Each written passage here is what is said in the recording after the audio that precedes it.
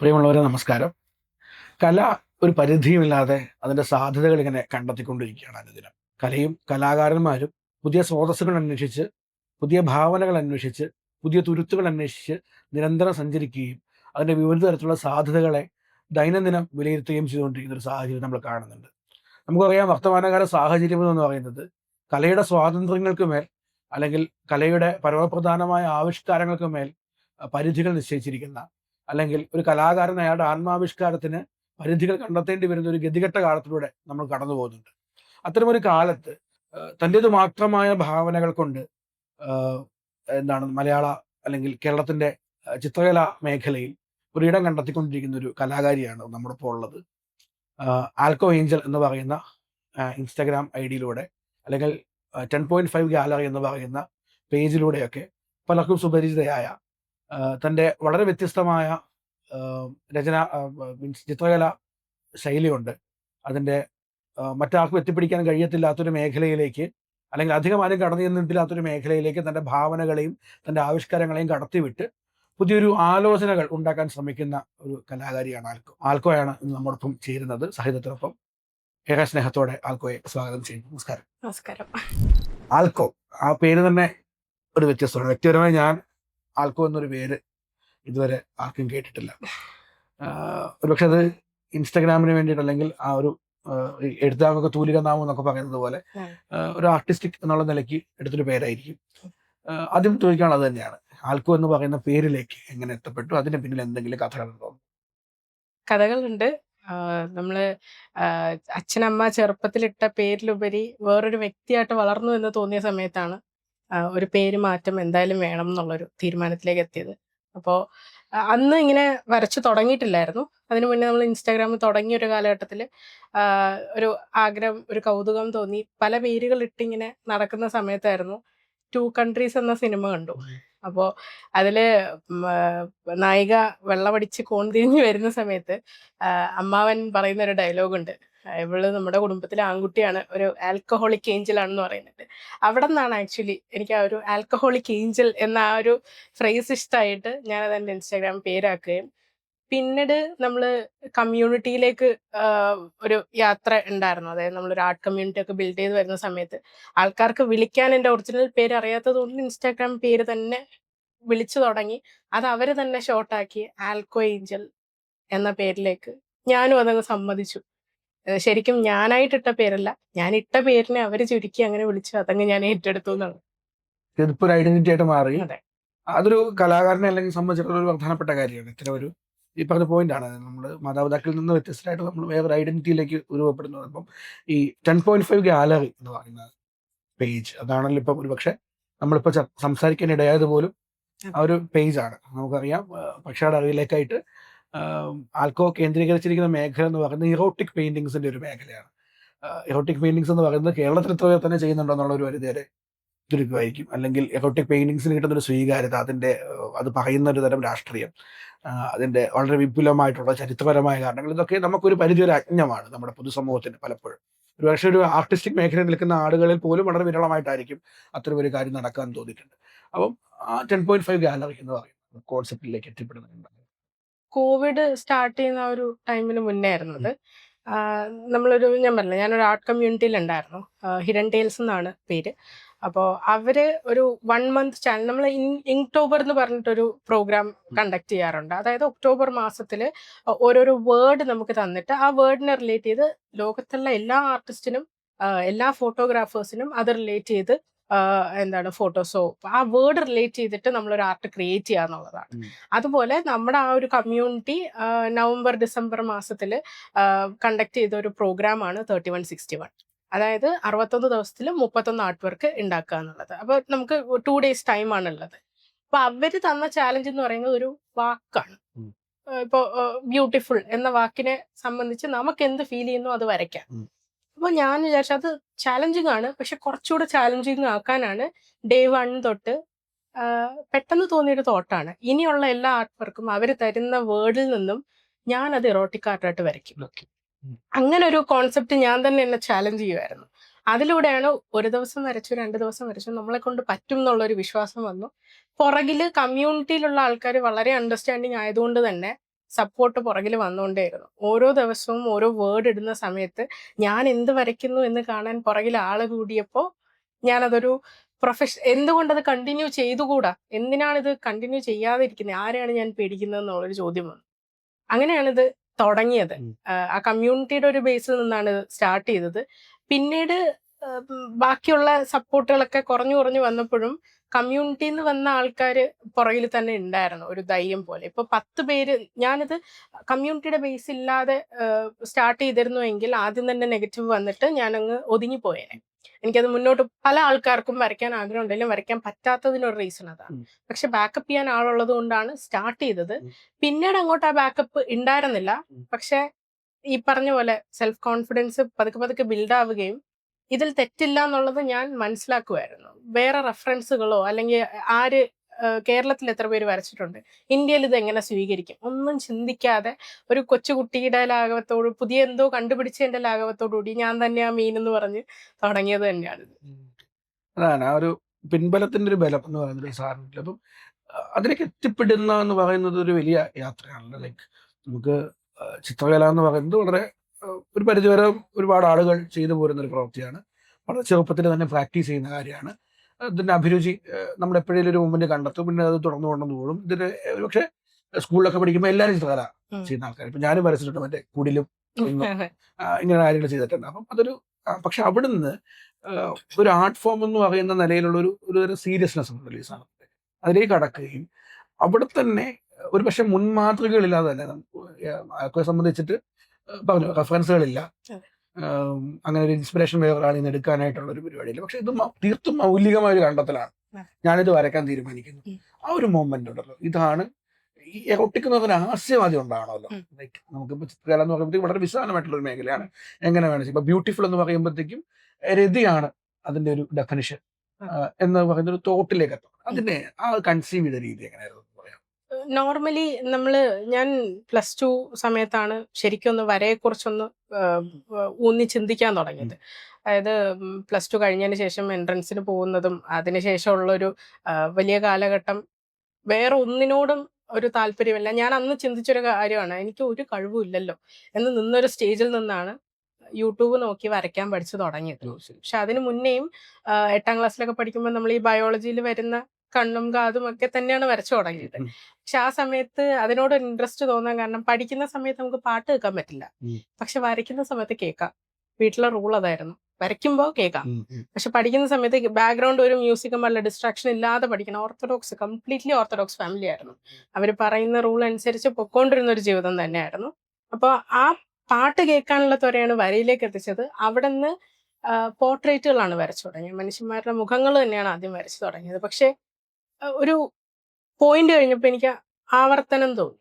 കണ്ണും മൂക്കും ചുണ്ടും തന്നെയാ അതിങ്ങനെ റിപ്പീറ്റ് വരുന്നത് പോലെയും, അതിലിപ്പം സെൽഫ് ആയിട്ട് നമുക്കിപ്പോൾ ഒരാളുടെ പോർട്രേറ്റ് നമ്മൾ വരയ്ക്കുന്ന സമയത്ത് അവർക്ക് തോന്നും ഞാൻ കുറച്ചുകൂടെ ഭംഗിയുള്ളതല്ലേ, ഞാൻ കുറച്ചുകൂടെ ഇങ്ങനെയല്ലേ അങ്ങനെയല്ലേ. തിരിച്ച് കമന്റ്സ് വരാൻ തുടങ്ങി. ഇല്ല, എൻ്റെ മൂക്ക് ഇങ്ങനെയല്ല, എൻ്റെ ചുണ്ട് ഇങ്ങനെയല്ല. പരാതികൾ ഒരു കുന്നോളം കയറിയപ്പോൾ എനിക്ക് മടുത്തു, ആ മുഖങ്ങൾ കണ്ടു മടുത്തു. ആ പോയിന്റിൽ നിന്നാണ് എനിക്ക് ക്രിയേറ്റീവായിട്ട് എന്തെങ്കിലും ചെയ്യണം. അങ്ങനെ ഇതിലേക്ക് വന്നപ്പോഴാണ് ആ ഒരു സ്പാർക്ക് എന്ന് പറയുന്നത്, ഇതിൻ്റെ അകത്തുള്ള നെഗറ്റീവ് കമന്റ്സും ഒരു നെഗറ്റിവിറ്റി നമ്മുടെ സെക്ഷൽ ആക്ടിവിറ്റിയിലും ന്യൂഡിറ്റി എന്ന് പറയുമ്പോൾ അതിൽ ഒളിഞ്ഞു കിടപ്പുണ്ട്. ആ നെഗറ്റീവാണ് എന്നെ അട്രാക്ട് ചെയ്തത്. എന്തുകൊണ്ട് വരച്ചൂടാ, ആരാ എന്നെ ചോദ്യം ചെയ്യാൻ വരുന്നത്? ഫ്രീ വില്ല് എന്ന് പറയുന്ന സാധനം എല്ലാവർക്കും ഉണ്ടല്ലോ. അപ്പം ആ ഫ്രീ വില്ല് വെച്ച് ഞാൻ ഡിസൈഡ് ചെയ്തു ഇങ്ങനെ ഒരു കാര്യം വരച്ചു നോക്കാം. പ്രതികരണം ഒരുപാട് പോസിറ്റീവ്സ് വന്നെങ്കിലും പുറകിൽ എന്നെ അറിഞ്ഞൂടാത്തവര് എന്നെ ജഡ്ജ് ചെയ്യാൻ തുടങ്ങി.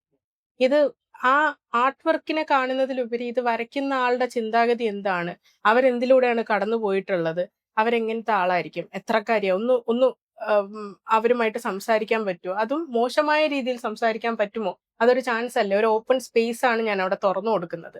അപ്പോൾ അത് യൂട്ടിലൈസ് ചെയ്യാനായിട്ട് ഒരുപാട് പേര് വന്ന് ഒരു ഭയത്തിന്റെ സ്റ്റേജ് വരെ എത്തിയിട്ടുണ്ട്. കാരണം നമ്മൾ നിൽക്കുന്ന സമൂഹം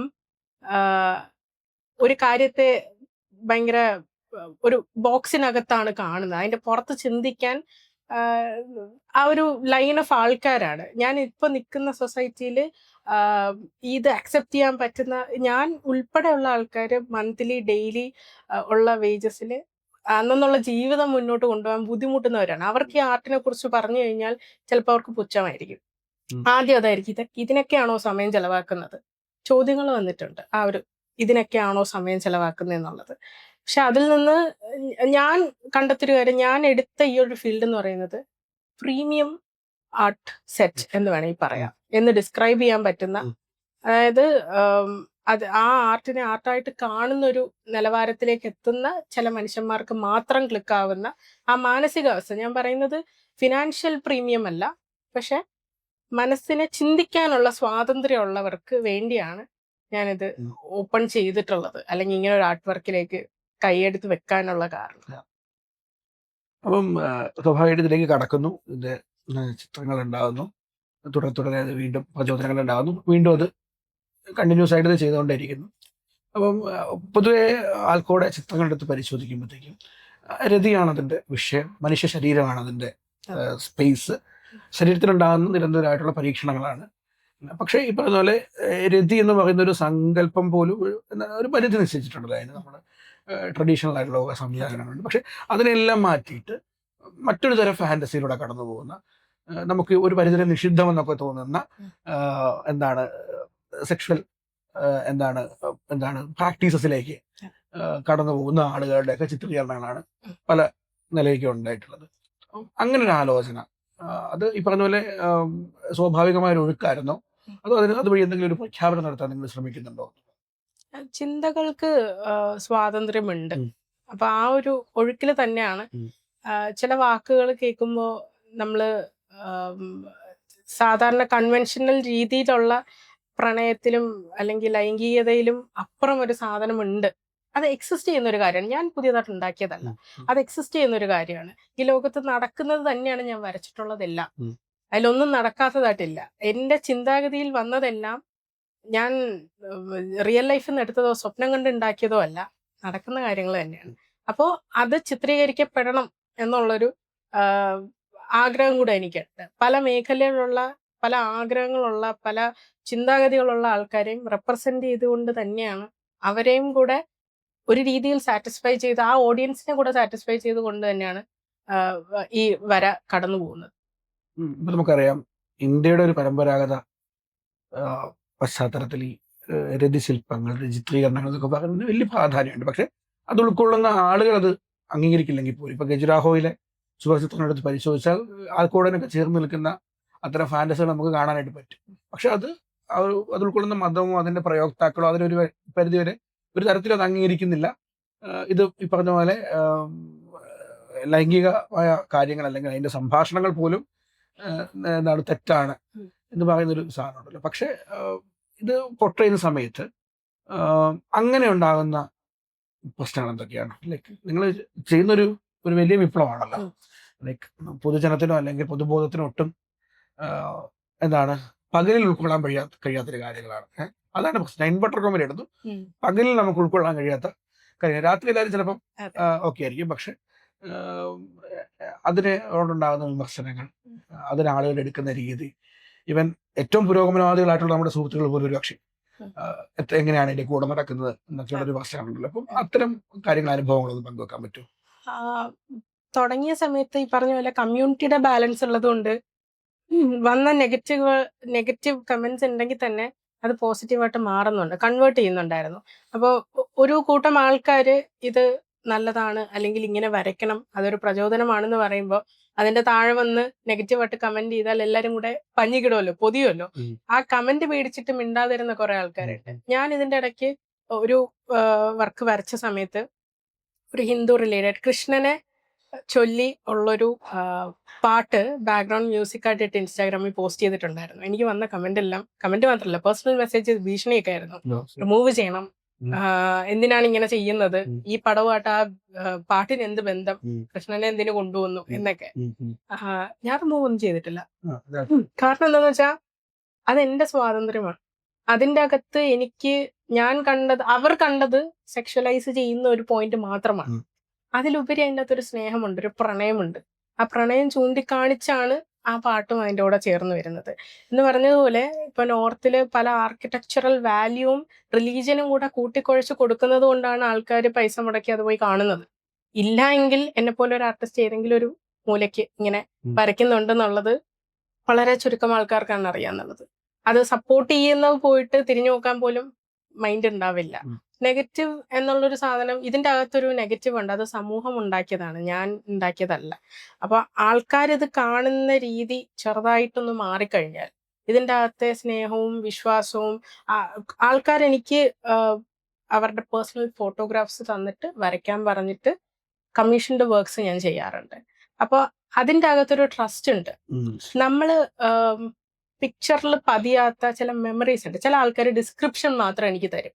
ഇങ്ങനെ ഒരു സംഭവം ഉണ്ടായി, ഇങ്ങനെ ഒരു ലൊക്കേഷൻ ഉണ്ടായി, ഇങ്ങനെ ഒരു സ്ഥലത്ത് വെച്ചിട്ട് ഞാൻ അവളെ ആദ്യമായി ചുംബിച്ചു, അതെനിക്കൊരു പിക്ചറായിട്ട് വരച്ചു തരാമോ? അത് അവരുടെ ഓർമ്മയെ അവര് കൺവേർട്ട് ചെയ്ത് ആർട്ട് വർക്ക് ആക്കുകയാണ്. അപ്പൊ ആ വ്യക്തി വളരെ സ്നേഹത്തോടു കൂടി വളരെ ആ ഓർമ്മയെ എന്താ പറയാ നെഞ്ചോട് ചേർക്കുന്ന ഒരു നിമിഷമാണ് എനിക്ക് അതിൻ്റെ അകത്ത് കാണാൻ പറ്റുന്നത്. അതിൽ കൂടുതലൊരു സെക്ഷുവലൈസ് ചെയ്യാന്നുള്ളൊരു പാർട്ട് അതിൻ്റെ അകത്ത് ഇല്ല. ആ സ്നേഹമാണ് അയാൾക്ക് സൂക്ഷിക്കാനായിട്ട് വേണ്ടത്. അപ്പോൾ അങ്ങനത്തെ വർക്കുകൾ വന്നു തുടങ്ങിയപ്പോഴാണ് എനിക്ക് ഇതിൽ ആൾക്കാർക്ക് ഇമോഷണലി എത്രത്തോളം കണക്റ്റഡ് ആണെന്നുള്ളത്. കുറെ ആൾക്കാർ എനിക്ക് മെസ്സേജ് അയച്ചിട്ട് ഇതിന്റെ പോസിറ്റീവ് സൈഡാണ് ഞാൻ പറയുന്നത്. എനിക്ക് എൻ്റെ കാമുകിയെ ഓർമ്മ വന്നു, എൻ്റെ കൂടെ ഉണ്ടായിരുന്ന പങ്കാളിയെ എനിക്ക് ഓർമ്മ വന്നു, എൻ്റെ ഭാര്യ എനിക്ക് ഓർമ്മ വന്നു, അങ്ങനെ പറഞ്ഞ കുറച്ച് ആൾക്കാരുണ്ട്. അത് പേഴ്സണലി വളരെ മെമ്മറീസും ഇമോഷൻസും ആണ് അവരിൽ ഇവോക്ക് ചെയ്തിട്ടുള്ളത്. അപ്പൊ ഓരോ മനുഷ്യരും കാണുന്ന കാഴ്ചപ്പാടിലാണ് വ്യത്യാസം എന്നുള്ളത് പതുക്കെ പതുക്കെയാണ് എനിക്ക് തിരിച്ചറിയാൻ പറ്റുക. പിന്നെ ഒരാൾ ഇപ്പോൾ ഇന്ന് ഒരു നെഗറ്റീവ് കമന്റ് ഇടുവാണെങ്കിൽ അടുത്ത ദിവസം അതിന് മറുപടിയായിട്ട് ഞാനൊരു ആർട്ട് വർക്ക് വരയ്ക്കും. അതാണ് എൻ്റെ മറുപടി. ഞാൻ നിർത്തില്ല എന്നുള്ളതാണ് എൻ്റെ മറുപടി. പ്രഖ്യാപനം എന്ന് പറയുന്നത് ഒരു ചെറിയ കാര്യമല്ല.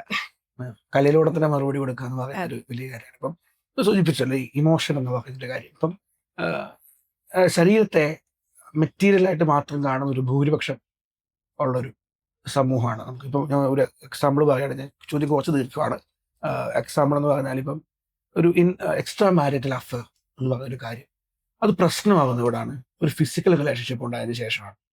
പക്ഷെ അതിനപ്പുറത്തേക്ക് ഇമോഷണലി മെന്റലി എത്ര അയാൾക്ക് കൊടുത്തിട്ടുണ്ട് എന്ന് പറയുന്ന ഒരു പോയിന്റിൽ അത് പ്രശ്നമാകുന്നില്ല പലർക്കും. അത് അന്വേഷിക്കുന്നില്ല പലരും. പക്ഷെ ഇതൊരു വലിയ ഭൂകമ്പമാകുന്നത് ഇവരൊന്നിച്ച് ഒരു സഹിച്ചു എന്ന് പറയുന്നൊരു പോയിന്റ്. അപ്പൊ അത്തരം ഒരു മെറ്റീരിയലിക് സ്വഭാവം, സാങ്കേതിക സ്വഭാവം ഈ സാധനത്തിനുണ്ട്. പക്ഷെ അതിനൊക്കെ അപ്പുറത്തേക്ക് ഈ ലൈംഗികത അല്ലെങ്കിൽ മനുഷ്യർ ചേരുന്ന ഇപ്പം ഒരു നോവലിൽ എഴുതിയിട്ടുണ്ട്, ഒരാൾ മറ്റൊരാളെ തൊടുന്നതാണ് സ്നേഹം. ഈ സ്പർശം പോലെ നമുക്ക് സ്നേഹം പ്രകടിപ്പിക്കാൻ പറ്റുന്ന അത്രയും തീവ്രമായ മറ്റൊരു ഉപാധി ഇല്ലല്ലോ. അങ്ങനെ ഇരിക്കെ ഇതിന്റെ ആ ഒരു വൈകാരിക തീവ്രത, അത് ഈ ഉൾക്കൊണ്ട ഒരു രീതി എങ്ങനെ, അത് പറഞ്ഞ പോലെ മറ്റുള്ള ആളുകളുടെ അനുഭവം ഇതിനകത്തേക്ക് വരുന്നു. നിങ്ങളുടെ അതിനകത്ത് നിങ്ങൾ ഉപയോഗിച്ചൊരു ഐഡിയോളജി ഉണ്ടല്ലോ, ഒരു പ്രത്യേക ശാസ്ത്രം ഉണ്ടായിരിക്കുമല്ലോ ഇതിനകത്ത് ഉപയോഗിച്ച്, അതിലേക്ക് എത്തിയൊരു രീതി. അതായത് ഇപ്പോ നമ്മുടെ കേരളത്തിലെ അല്ല ഇന്ത്യയിലെ മൊത്തം ലോകത്തില് തന്നെ സമൂഹത്തിന്റെ ഒരു പോക്ക് എങ്ങനെയാന്ന് വെച്ചാൽ, വീടുകളില് കൊച്ചുകുട്ടികളെ ഉപദ്രവിക്കുന്ന ഇപ്പം മുതിർന്ന ആൾക്കാരുണ്ടല്ലോ, അപ്പൂപ്പൻ, മാമൻ, അങ്ങനെയുള്ള ആൾക്കാര് വീട്ടിൽ വന്നു കഴിഞ്ഞാൽ, അതായത് ഇങ്ങനെ ഒരു ഇൻസിഡന്റ് റിപ്പോർട്ട് ചെയ്താൽ പോലും അവര് സമൂഹത്തിൽ ഇച്ചിരി വിലപ്പെട്ട ആളാണ്, നമ്മുടെ കുടുംബത്തിൽ വേണ്ടപ്പെട്ട ഒരാളാണ്, അവരെ സപ്പോർട്ട് ചെയ്ത്, അതായത് സമ്മതമില്ലാതെ നടക്കുന്നതിനും ഒരു സപ്പോർട്ട് ബാക്ക്ഗ്രൗണ്ട് ഉണ്ട്. അത് വീട്ടിൽ നിന്നാവാം, അതൊരു വ്യക്തിയിൽ നിന്നാവാം, അതാ സമൂഹത്തിൽ നിന്ന് മൊത്തത്തില് ഒരു സൈലൻസ് ഉണ്ട്. പക്ഷെ നേരെ മറിച്ച് ഈ അതായത് നമ്മൾ സെക്ഷലി രണ്ട് പാർട്ട്നേഴ്സ് സമ്മതത്തോടു കൂടി, ആരുടെ അനുവാദം വേണ്ട അതിൻ്റെ അത്, ആ രണ്ട് വ്യക്തികളുടെ മാത്രം അനുവാദത്തോടു കൂടി നടക്കുന്ന ഒരു സംഭവത്തിനെ നാട്ടുകാർ മുഴുവൻ ചേർന്ന് എതിർക്കും. എന്തിന്? അവിടെ സ്നേഹത്തിനാണ് അവര് കടിഞ്ഞാനിടുന്നത്. ഒരിക്കലും അത് അതാണ് ഞാൻ പറഞ്ഞത്, ഓരോ കാണുന്ന വ്യക്തികൾ അവരുടെ ഒരു മീറ്റർ ഉണ്ടല്ലോ, സെക്ഷലൈസ് ചെയ്ത് കാര്യങ്ങളെ കാണുക. ഒരു പെണ്ണിനെ കാണുമ്പോൾ, ഒരു ഫോട്ടോ കാണുമ്പോൾ, ഒരു ചെടി, പുൽക്കൊടി, എന്ത് കണ്ടാലും അതിനെയൊക്കെ നമുക്ക് സെക്ഷലൈസ് ചെയ്ത് സംസാരിക്കാം. എന്തിനേയും, ഈവൻ നമ്മൾ ശ്വസിക്കുന്ന വായുവിനെ പോലും നമുക്ക് സെക്ഷലൈസ് ചെയ്ത് സംസാരിക്കാം. അങ്ങനെയാണ് കവിതകളിലൊക്കെ പലയിടത്തും പ്രണയത്തിനെ കുറിച്ച് തന്നെ സെക്ഷലൈസ് ചെയ്ത് സംസാരിക്കുന്ന ഗാനങ്ങൾ നമ്മൾ കേട്ടിട്ടുണ്ട്. നേരെ മറിച്ച് വളരെ പൊയറ്റിക്കായിട്ട് നമ്മൾ നമ്മുടെ പാർട്ട്ണറിനെ കുറിച്ച് പാടുന്ന പാട്ടുകൾ നമ്മൾ കേട്ടിട്ടുണ്ട്. എന്ന് പറഞ്ഞ പോലെ ഇത് ഓരോരുത്തരുടെയും കോൺസെപ്റ്റും ആദ്യം എന്ത് കാണണം, ഒരുപാട് ലെയേഴ്സ് ഉണ്ട് മനുഷ്യർക്ക്. അപ്പം നമ്മൾ ആ ലെയറിൽ ആദ്യം എന്ത് കാണണമെന്നുള്ളതാണ് ഏറ്റവും ഇമ്പോർട്ടൻ്റ് ആയിട്ടുള്ള കാര്യം. ഇപ്പോൾ എൻ്റെ ആർട്ട് വർക്ക്സ് കാണുമ്പോൾ നേരെ എന്നിലേക്ക് ചോദ്യം വരാം, നീ എങ്ങനെയുള്ള ഒരാളാണ്, ഇങ്ങനെയൊക്കെ വരയ്ക്കുന്നു എന്ന് പറഞ്ഞൊരു ചോദ്യം വരാം. അതും ഞാൻ പറയുന്നത് അവരുടെ ഫിൽറ്ററിൽ ആദ്യം വന്നത് എന്നെക്കുറിച്ച് മോശമായിട്ട്, അല്ലെങ്കിൽ ഇവളൊരു ബാക്ക്ഗ്രൗണ്ട് ഇല്ലാത്ത ഒരാളാണ്, അല്ലെങ്കിൽ ഇങ്ങനെ ജഡ്ജ് ചെയ്യാൻ പറ്റുന്ന ഒരാളാണ്, ഈസിലി ആക്സസിബിൾ ആണ്, കരിവാരി തേക്കാം എന്നുള്ളൊരു മൈൻഡ് സെറ്റോടുകൂടി വരുന്നവരാണ്. ആ മൈൻഡ് സെറ്റ് ഉള്ളവരെ നമുക്ക് തിരുത്താൻ കഴിയില്ല. കുരയ്ക്കുന്ന എല്ലാ പട്ടിക്കെതിരെയും കല്ലെറിയാൻ നമുക്ക് പറ്റില്ല എന്ന് പറയുന്നത് പോലെ സമൂഹത്തെ ആകെ മൊത്തം മാറ്റിമറിക്കുന്ന ഒരു ആർട്ട് വർക്ക് ആണെന്ന് ഞാനത് പറയില്ല, അവകാശപ്പെടില്ല ഞാൻ ഒരിക്കലും. കുറച്ചു പേർക്കെങ്കിലും ഇപ്പോൾ സെക്ഷുവൽ ഇൻറ്റിമസിയെ കുറച്ചുകൂടെ ഭംഗിയായിട്ട് കാണാം, അതിലെ ഭംഗി എന്താണെന്ന് അറിയാം. ഒരു ആർട്ട് വർക്കിലൂടെ ഞാനത് കാണിക്കാനുള്ള റീസൺ എന്താന്ന് വെച്ചാൽ, ആർട്ട് വർക്കുകൾ നമ്മൾ കുറെ നേരം സ്റ്റെയർ ചെയ്യും, ഈ ഒബ്സർവ്, കൂടുതലും അതിൻ്റെ അകത്തൊരു ഒബ്സർവേഷൻ പോയിന്റ് ഉണ്ട്. ആൻഡ് വെറുതെ ഇങ്ങനെ പറഞ്ഞു പോകുന്നതല്ലാതെ ഇപ്പോൾ ഓരോ ആർട്ട് വർക്കിനും എനിക്ക് എൻ്റെതായിട്ടുള്ള ഒരു കോൺസെപ്റ്റ് ഉണ്ട്, എൻ്റെതായിട്ടുള്ള ഒരു എക്സ്പ്ലനേഷൻ ഉണ്ട്. പക്ഷെ വേറൊരാള് പുറത്തുനിന്നൊരു വ്യക്തി നോക്കുമ്പോൾ ആ അഭിപ്രായം അല്ല. ഞാനത് പലരിൽ നിന്നും കേട്ടിട്ടുണ്ട്. എന്നോട് വന്നിട്ട് ഇങ്ങനെയല്ലേ നീ ഉദ്ദേശിച്ചത്, ഇതല്ലേ നീ ഉദ്ദേശിച്ചത് ഇതിൽ നിന്ന് വരയ്ക്കുന്നതിൽ. ഇല്ല, ഞാൻ തലയാട്ടി സമ്മതിക്കും. കാരണം എന്താന്ന് വെച്ചാൽ അത് അവരുടെ ലോകമാണത്. ആ ലോകത്തിലേക്ക് ഞാനിത് കൊണ്ടുവെക്കുമ്പോൾ അവരവരുടെ കാഴ്ചപ്പാടിൽ ഒരു കഥ ഉണ്ടാക്കുകയാണ്. വളരെ ബ്യൂട്ടിഫുൾ ആയിട്ടുള്ള മൊമെന്റ്സ് ആണത്. അവരവരുടേതായിട്ടുള്ള ഒരു സ്റ്റോറി ഉണ്ടാക്കി എടുക്കുക എന്നുള്ളത്. ബാക്ക്ഗ്രൗണ്ടിൽ ഞാൻ വരയ്ക്കുന്ന ഒരു വരയ്ക്ക് പോലും കഥകളുണ്ട്. ഞാനായിട്ട് ഉണ്ടാക്കിയ കഥകളല്ല, അറിയാതെ വന്ന വരയ്ക്കും ആൾക്കാർ കഥ ഉണ്ടാക്കുന്നുണ്ട്. അപ്പൊ ഇതിലൊന്നും എൻ്റെ കൺട്രോൾ ഇല്ല എന്നുള്ളത്. എൻ്റെ കൺട്രോളിലുള്ളത് ഇതിന്റെ ഒറിജിൻ എന്നുള്ളൊരു സാധനമാണ്. ഒരു വാക്ക് ഞാൻ ഈവൻ എൻ്റെ ഇൻസ്റ്റാഗ്രാം പേജിൽ ഇട്ടിട്ടുള്ളൊരു കാര്യമാണ്, എനിക്ക് ഇപ്പോൾ ഒരു വാക്ക് നിങ്ങൾ തരും, ഞാൻ അതിനെ ഒരു ഇറോട്ടിക് മ്യൂസ് ആയിട്ട് മാറ്റും. അതായത് നിങ്ങൾക്ക് ആസ്വദിക്കാൻ പറ്റിയൊരു ഇറോട്ടിക് ഡ്രോയിങ് ആയിട്ട് ഞാനത് മാറ്റും. ഏത് വേർഡ് ഈ ലോകത്തിന് കീഴിൽ ഞാൻ കേൾക്കാത്തതാണെങ്കിൽ ഞാൻ അതിൻ്റെ അർത്ഥം തപ്പിപ്പിടിച്ച് പോയിട്ടായിരുന്നാലും അതിനൊരു വർക്ക് ഉണ്ടാക്കാൻ പറ്റും എനിക്ക്. അപ്പോൾ again I M challenging myself, ഇതിനെ എങ്ങനെ എത്രത്തോളം ക്രിയേറ്റീവ് ലെവലിലേക്ക് ഇതിനെ കൊണ്ടുപോകാന്നുള്ളത്. അപ്പൊ അതിലൊരു വൾഗാരിറ്റിയിലുള്ള ഒരു ചോദ്യം വന്നു കഴിഞ്ഞാൽ എനിക്ക് ആ വ്യക്തികളോട് ഒരു പുച്ഛം തോന്നുന്നില്ലല്ലോ, അതിൽ കൂടുതൽ മറുപടി ഒന്നും ഇല്ല. ആ പോയിന്റിൽ നിന്ന് തന്നെ തുടങ്ങാം. ഇതിപ്പം നമ്മുടെ ആർട്ടിനെ പറ്റി സംസാരിച്ചിട്ട് വ്യക്തിപരമായ കുറച്ച് കാര്യങ്ങൾ സംസാരിക്കും. ഒന്നൊരു സ്ത്രീ, ഒരു പെൺകുട്ടി തൻ്റെ ശരീരത്തെക്കുറിച്ചും പോലും അല്ലെങ്കിൽ രതിയെക്കുറിച്ചും പബ്ലിക് സ്പേസിൽ എത്രത്തോളം സംസാരിക്കാൻ പറ്റും നമുക്ക് നിശ്ചയില്ല. കാരണം പറ്റില്ല എന്ന് തന്നെ പറയാം. വളരെ വിരലുണ്ടാകുന്ന കുറച്ച് ആളുകൾ ഇപ്പം സമൂഹ മധ്യത്തിൽ നിന്ന് സംസാരിക്കുന്നതല്ലാതെ അതിനപ്പുറം നമുക്കറിയാം. ഈവൻ നമ്മൾ ആർത്തവത്തെ കുറിച്ച് പോലും എപ്പോഴാണ് സംസാരിക്കാൻ തുടങ്ങിയത് നമുക്കറിയാം. അപ്പൊ ഇപ്പോഴാണ് അതൊക്കെ ഒന്ന് കോമൺ ആയത്. എത്ര വർഷമായിട്ടുണ്ടാവും. അപ്പം അങ്ങനെ ഒരു സാഹചര്യം, അത് സ്വാഭാവിക പ്രക്രിയയാണ് മനുഷ്യന്റെ. അപ്പം അങ്ങനെയുള്ളൊരു സ്ഥിതിവിശേഷമുള്ളൊരു നാട്ടിൽ ഒരു പെൺകുട്ടി തൻ്റെ ഇത്തരം സംഭവങ്ങളുമായി, പെയിന്റിങ്ങുകളുമായി പുറത്തേക്ക് ഇറങ്ങുന്നു. അതൊരു പക്ഷേ എന്താണ്, പുരുഷാധിഷ്ഠിതമായിട്ടുള്ളൊരു സമൂഹം അവിടെ നിൽക്കുന്നു. അതുവഴി ഉണ്ടാകുന്ന വ്യാഖ്യാനങ്ങൾ ഉണ്ടാകും. നിങ്ങളിപ്പോൾ അതിൽ വ്യക്തിപരമായി ഉണ്ടാകുന്ന പ്രശ്നം ഉണ്ടാകും. കുടുംബം എന്ന് പറയുന്ന വലിയൊരു പോയിന്റ് ഉണ്ട്. നമുക്ക് എത്രയൊക്കെ നമ്മൾ പറഞ്ഞെന്ന് പറഞ്ഞാലും നമ്മളുടെയൊക്കെ ജനറേഷനുള്ള മാതാപിതാക്കൾ മറ്റൊരു തരം ജീവിതശൈലി ജീവിച്ചവരും ഒക്കെ ആളുകളാണ്. നമ്മുടെ ഇളം തലമുറയിൽപ്പെട്ട ആളുകൾക്ക് പോലും ഒരു പരിധി ഇത് ഉൾക്കൊള്ളാൻ കഴിയുന്നില്ല. അപ്പൊ പിന്നെ അതിന് മുമ്പത്തെ തലമുറയുടെ കാര്യം നമ്മൾ പറയേണ്ടതില്ല. അങ്ങനെ ഒരു ഇതിനോടുണ്ടായിട്ട് പ്രതികരണം എന്തായിരുന്നു ആളുകളുടെ? എനിക്ക് ഏറ്റവും അറിയാൻ കൗതുകമുള്ള ഒരു പോയിന്റ് അതാണ്. എങ്ങനെയായിരുന്നു ചുറ്റുമുള്ള ആളുകളുടെ, കുടുംബത്തിന്റെ, സുഹൃത്തുക്കളുടെ ഒക്കെ ഒരു പ്രതികരണം എങ്ങനെയായിരുന്നു എന്നൊക്കെയുള്ളത്. സുഹൃത്തുക്കള് കുറച്ചുപേര് സ്കൂൾ കാലത്ത് തന്നെ അറിയാന്നുള്ള, ഞാൻ ഭയങ്കര ഷൈ ആയിട്ടുള്ള ഒരാളായിരുന്നു. ഏറ്റവും ബാക്ക് ബെഞ്ചിൽ ഏതെങ്കിലും ഒരു മൂലയ്ക്ക് ഒതുങ്ങി കൂടുന്ന ഒരാളായിരുന്നു. അപ്പോൾ എങ്ങനെ ഇതിനുള്ള ധൈര്യം വന്നു എന്നുള്ളതായിരുന്നു ആദ്യത്തെ ചോദ്യം. ഒരു 10ഓളം ഡ്രോയിങ്സ് ആയപ്പോഴേക്കും വീട്ടിലൊന്ന് അവതരിപ്പിക്കാം, കാരണം കസിൻസ് ആവട്ടെ ഫാമിലി മെമ്പേഴ്സ് ആരെങ്കിലും കണ്ടിട്ട് വീട്ടുകാരോട് പോയി പറയുന്നതിനെക്കാട്ടി ഞാൻ തന്നെ അവതരിപ്പിക്കാം എന്നുള്ള രീതിയിൽ ഒന്ന് സ്റ്റാർട്ട് ചെയ്തായിരുന്നു. അപ്പോൾ ആദ്യം എൻ്റെ ബ്രദർ കണ്ടായിരുന്നു ഞാനിങ്ങനെ വരയ്ക്കുന്നതൊക്കെ. അപ്പൊ ഇത് ബ്രദർ എന്നോട് ഡയറക്റ്റ് സംസാരിക്കില്ല, ഞാൻ ഇച്ചിരി ചാടി കടിക്കുന്ന ഒരാളായതുകൊണ്ട് പെട്ടെന്ന് വന്ന് എന്നോട് പറഞ്ഞില്ല, അമ്മയോട് പറഞ്ഞു. അപ്പൊ അമ്മ ഞാൻ എന്ന് അമ്മയുടെ അടുത്ത് ഇത് കൊണ്ട് ചെല്ലും എന്നുള്ളത് അറിഞ്ഞ് വെയിറ്റ് ചെയ്യായിരുന്നു പുള്ളിക്കാരത്തി. അപ്പൊ ഞാൻ കൊണ്ടു ചെന്നു. അന്ന് വരച്ചത് ഇത്രയും ഇറോട്ടിക് ബേസ് ഉള്ളൊരു ഡ്രോയിങ്സ് അല്ലായിരുന്നു. എനിക്ക് തോന്നുന്നില്ല മുഴുവൻ കണ്ടിട്ടുണ്ടെന്ന് തോന്നുന്നില്ല. മുഴുവൻ കണ്ടു കഴിഞ്ഞാൽ എന്താവെന്ന് അറിയില്ല. പക്ഷെ ആദ്യത്തെ ഒരു 10ഓളം ഡ്രോയിങ് പുള്ളിക്കാരത്തി കണ്ടിട്ടുണ്ടായിരുന്നു. ഞാനത് എക്സ്പ്ലെയിൻ ചെയ്തു. ചുണ്ടുകളുമായിട്ടൊക്കെ ബന്ധപ്പെട്ട. അതെ, തുടക്കത്തിൽ വരച്ച ഏറെക്കുറെ ഒരു 10-12ഓളം വർക്കാണ് ആകെ കണ്ടിട്ടുള്ളത്. അല്ലാതെ ഞാൻ എടുത്ത് കാണിക്കാൻ പാകത്തിനുള്ളൊരു വർക്കല്ല. അപ്പൊ ഞാൻ അമ്മയോട് ഇതൊന്ന് അവതരിപ്പിച്ച് സംസാരിച്ച് തുടങ്ങിയപ്പോൾ തന്നെ പുള്ളിക്കാരത്തി വളരെ സൈലന്റ് ആയിരുന്നു. എന്നെ ഒരുപാട് പേടിപ്പിച്ചൊരു 2 ഇൻസിഡന്റ് ആയിരുന്നു. അതിലൊന്ന് ഇതായിരുന്നു. അതായത് അമ്മയുടെ സൈലൻസ്. പുള്ളിക്കാരത്തി എന്താ ഒന്നും മിണ്ടാത്തെ. 2 ദിവസത്തോളം എന്നോട് മിണ്ടിയിട്ടില്ല ആള്. അതിനെ തുടർന്ന്. അപ്പൊ ആ 2 ദിവസത്തിന് ശേഷം 3-ാം ദിവസം എനിക്ക് ശ്വാസം മുട്ടല് കാരണം ഞാൻ അമ്മയോട് ചോദിച്ചു, അമ്മ ഞാൻ നിർത്തട്ടെ?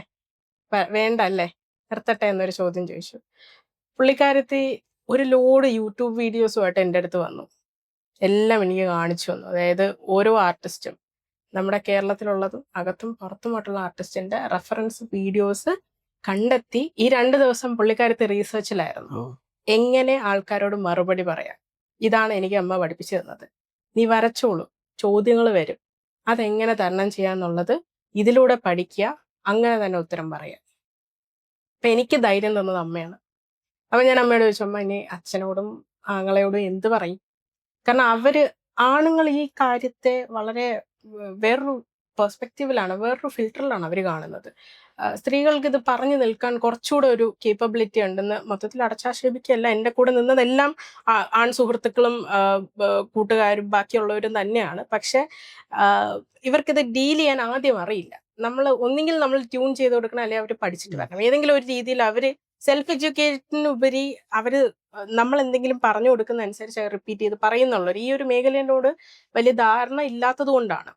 അമ്മ അച്ഛനെ പറഞ്ഞ് എന്താണ് മകൾ ചെയ്യുന്നത്, എന്തിനാണ് ചെയ്യുന്നത്, അതിലൂടെ ചോദ്യങ്ങൾ വരാം, അതെങ്ങനെ ഡീൽ ചെയ്യണം എന്നുള്ളത് 2 വ്യക്തികളെയും അമ്മയാണ് പഠിപ്പിച്ചു കൊടുക്കുന്ന കാര്യം. കാരണം ചേട്ടന്റെ കൂട്ടുകാരൊക്കെ കണ്ടിട്ട് ഇവളെന്താ ഇങ്ങനെ വരയ്ക്കുന്നത് എന്നൊരു ചോദ്യം വന്നിട്ടുണ്ടായിരുന്നു. പുള്ളിക്ക് അത് ഡീൽ ചെയ്യാൻ പറ്റിയില്ല. എന്നോട് വന്ന് പറഞ്ഞില്ല, പക്ഷെ ഈ പറഞ്ഞ പോലെ അമ്മയോട് വന്ന് സംസാരിച്ചപ്പോൾ അമ്മ പറഞ്ഞു കുറെ മറുപടികളായിരുന്നു. അതായത് ഇപ്പോ അമ്മ എടുത്ത ലിസ്റ്റിലെല്ലാം പുരുഷന്മാരായത് ചെയ്യുന്നത്, സ്ത്രീകളില്ല. അവൾ ഒന്നാമതാവട്ടെ, ഇതായിരുന്നു അമ്മയുടെ അഭിപ്രായം. അപ്പോൾ അമ്മ ഇതിൻ്റെ അകത്ത് ഒരു വളരെ വലിയൊരു ടേണിംഗ് പോയിന്റ് ആയിരുന്നു മുന്നോട്ട് വരയ്ക്കാനും. പക്ഷെ അമ്മ ഒബ്വിയസ്ലി വരുന്ന ചോദ്യങ്ങൾക്ക് ഉപരി ഒരു കൺസേൺ പറഞ്ഞിട്ടുണ്ടായിരുന്നു. നാളെ ഒരു കാലത്ത് എന്തെങ്കിലും നിനക്കൊരു പങ്കാളി വേണമെന്ന് നിനക്ക് തോന്നും. ആ തോന്നുന്ന സമയത്ത് ഈ പങ്കാളി ഇത് സ്വീകരിച്ചെന്ന് തന്നെ ഇരിക്കട്ടെ, അവരുടെ വീട്ടുകാർ സ്വീകരിക്കുമോ, കസിൻസ്, ബ്രദേഴ്സ്, എല്ലാവരും, അവരുടെ സമൂഹം അത് വേറെ തന്നെയായിരിക്കും. അത് നമ്മളെപ്പോലെ ചിന്തിക്കണം എന്നില്ല. അവരുടെ സമൂഹം അത് അംഗീകരിക്കുമോ ഇല്ലയോ എന്നുള്ളത് ഒരു ചോദ്യത്തിന് ചിഹ്നം തന്നെയാണ്. അതിൽ അമ്മയ്ക്ക് പേടിയുണ്ട്, ഭയമുണ്ടെന്നും എന്നോട് പറഞ്ഞിട്ടുണ്ട്. അപ്പോൾ ചൂസ് ചെയ്യുന്ന വ്യക്തി റൈറ്റ് ആണെങ്കിൽ ചിലപ്പോൾ നിങ്ങൾ തമ്മിൽ ഓക്കെ ആയിരിക്കും. പക്ഷെ ആ വ്യക്തി എങ്ങനെ, അവന്റെ സമൂഹം എങ്ങനെ ഡീൽ ചെയ്യുന്നു, അതിനെങ്ങനെ മറുപടി പറയുന്നു, നീ തന്നെ ഡീൽ ചെയ്യേണ്ട ഒരു കാര്യമാണ്. അത് ഒരിക്കലും നീ ഇതിലേക്ക് കാല് വെച്ച് കഴിഞ്ഞാൽ ഇതിൽ നിന്ന് പുറത്തിറങ്ങുന്ന ഒരു ചാൻസ് ഇല്ല. എന്നും ഈ പിക്ചേഴ്സും ഈ ആർട്ട് വർക്കും ഇങ്ങനെ ഒരു ഇറോട്ടിക് ആർട്ടിസ്റ്റ് എന്ന പേര് ആ ലേബിൾ പതിഞ്ഞു. അപ്പൊ അതിൽ നിന്നൊരു മോചനമില്ല. അതെങ്ങനെ ഡീൽ ചെയ്യണം എന്നുള്ളത് പതുക്കെ വർഷങ്ങളെടുത്ത് നീ പഠിക്കണം എന്നായിരുന്നു വീട്ടിൽ നിന്ന് വന്നൊരു. ഇത് 2019 എനിക്കൊരു 22 വയസ്സൊക്കെ ഉണ്ടാവും. അപ്പോ ആ സമയത്താണ് ഇപ്പോ എനിക്ക്. പക്ഷെ ഞാൻ പറഞ്ഞില്ലേ, അന്ന് ഞാൻ ഒന്നും ചിന്തിച്ചിട്ടില്ല. ഇതിന്റെ വരായികയെ കുറിച്ച് അമ്മ പറഞ്ഞപ്പോഴാണ് ഇങ്ങനൊരു കാര്യം ഉണ്ടല്ലോ, ശരിയാണല്ലോ, നമ്മൾ പബ്ലിക്കിലേക്ക് കൊടുക്കുന്ന സാധനമല്ലേ, എന്തെല്ലാം ആൾക്കാർ പറയും എന്നൊക്കെ ചിന്തിച്ചത് അമ്മ പറയുമ്പോഴാണ്. അതുവരെ ഞാൻ അങ്ങനെ ചിന്തിച്ചിട്ടേ ഇല്ല. ഈവൻ വീട്ടുകാരെതിർത്താലും ചിലപ്പോൾ ഞാനിത് കണ്ടിന്യൂ ചെയ്യുമായിരുന്നു. അറിയില്ല, അതിനുള്ളൊരു തൻ്റെ ഇടം വന്നിട്ടുണ്ടായിരുന്നു. പക്ഷെ എന്തോ ഭാഗ്യത്താൽ അവരെന്റെ ക്രിയേറ്റീവ് സൈഡാണ് മനസ്സിലാക്കിയത്. റാദർ ദാൻ എന്നെ ഒരു വ്യക്തിയായിട്ട് കണ്ടു. അവരുടെ മകളായിട്ടല്ല എന്നെ കണ്ടത്, വേറൊരു വ്യക്തിയായിട്ടാണ് കണ്ടത്. അവർ എന്നെ അച്ഛനും അമ്മയും വളർത്തിയ രീതിയും അങ്ങനെയായിരുന്നു. ഞങ്ങൾ 2 മക്കൾക്കും അഭിപ്രായ സ്വാതന്ത്ര്യമുണ്ട്. അവരവരുടേതായിട്ടുള്ള മനുഷ്യരാണ്. പുതിയതായിട്ട് വീട് വെച്ച് കയറിയപ്പം ഓരോരുത്തരുടെ കയ്യിലായിട്ട് ചാവി വെച്ചത്. കാരണം നിങ്ങൾ ഇനി ഈ വീട് സൂക്ഷിക്കേണ്ട നിങ്ങളാണ്. അതിനുള്ള അധികാരം തന്നു കഴിഞ്ഞിട്ടാണ് മുന്നോട്ട് പോകുന്നത്. അപ്പൊ ആ വ്യക്തിയായിട്ട് കണ്ടതുകൊണ്ടാണ് ഒരുപക്ഷെ കോൺഫ്ലിക്റ്റ് ഉള്ള ഒരു കോൺസെപ്റ്റിനെ പോലും വളരെ ഡൈല്യൂട്ട് ചെയ്ത് അമ്മയ്ക്ക് അത് കാണാൻ കഴിഞ്ഞത് എന്നുള്ളൊരു പോയിന്റ് ഉണ്ട്.